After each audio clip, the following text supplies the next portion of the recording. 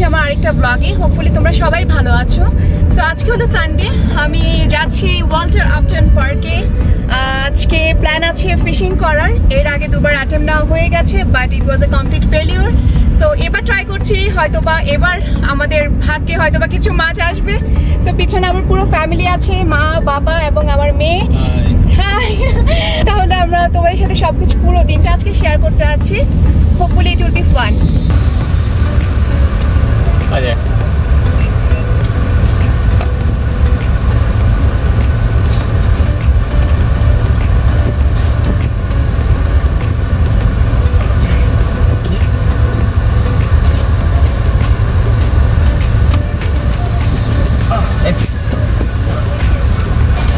ধরতে হবে।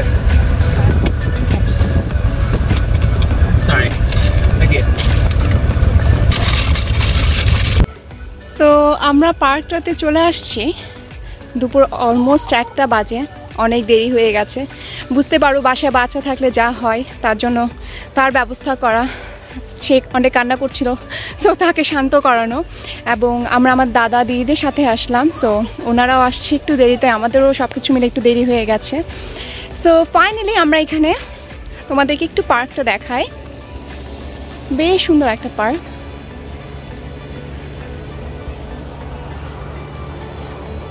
আসলে এই কোভিডের সময় তো আমরা অন্য কোথাও যেতে পারি না।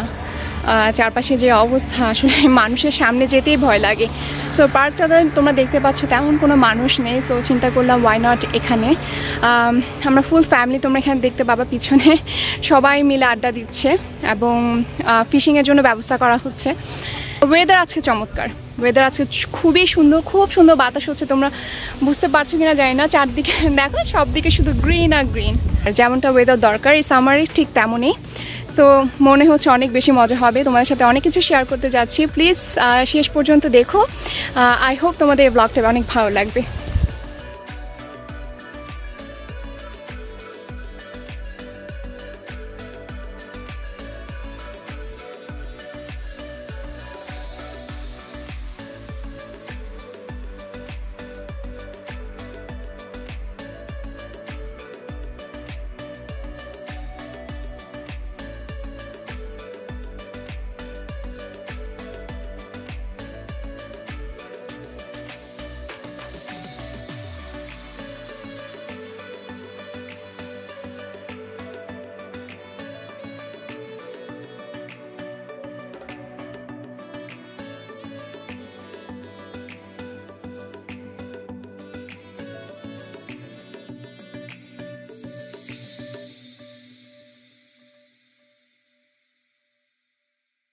খাবার ছাড়া পিকনিক কি আর পরিপূর্ণ হয়?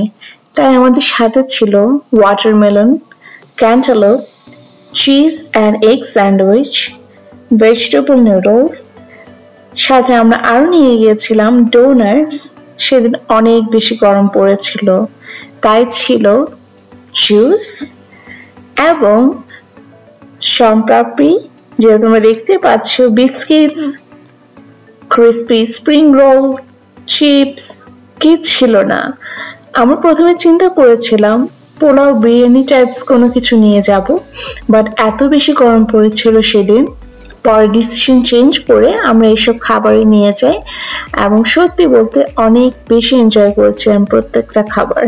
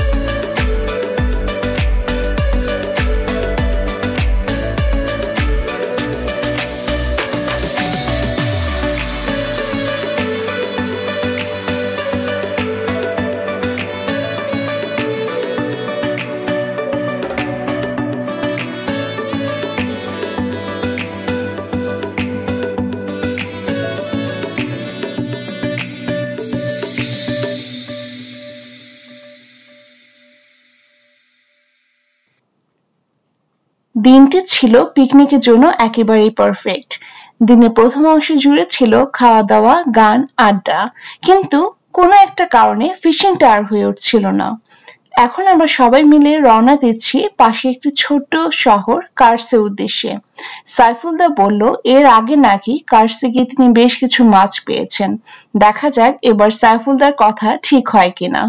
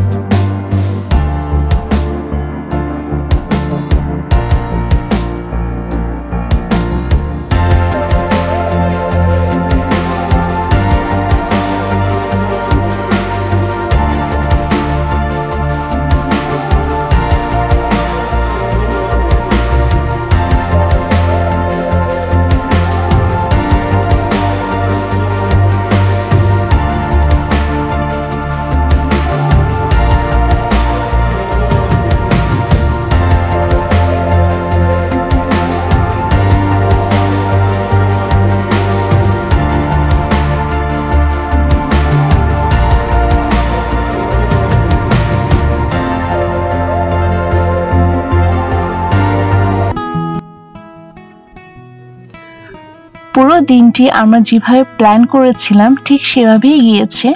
প্রথম দিকে মাছ না পাওয়াতে কিছুটা মন খারাপ হলেও পরে কার্সে গিয়ে বেশ ছোটখাটো মাছ আমরা পেয়ে যাই। আসলে প্রতি বছর সামারে আমরা সবাই মিলে চেষ্টা করি এরকম একটা পিকনিকের আয়োজন করতে, যেখানে কিনা সবাই মিলে একটা ভালো আড্ডা যেন জমিয়ে তুলতে পারি। সো এই পিকনিকটাও আমাদের সাকসেসফুল ছিল। আশা করি তোমাদের ব্লগটি ভালো লেগেছে। যদি ভালো লেগে থাকে তাহলে লাইক, শেয়ার এবং সাবস্ক্রাইব করে আমাদের চ্যানেলের পাশেই থেকো। আমি আজকের জন্য এখানেই বিদায় নিচ্ছি। ভালো থেকো সবাই।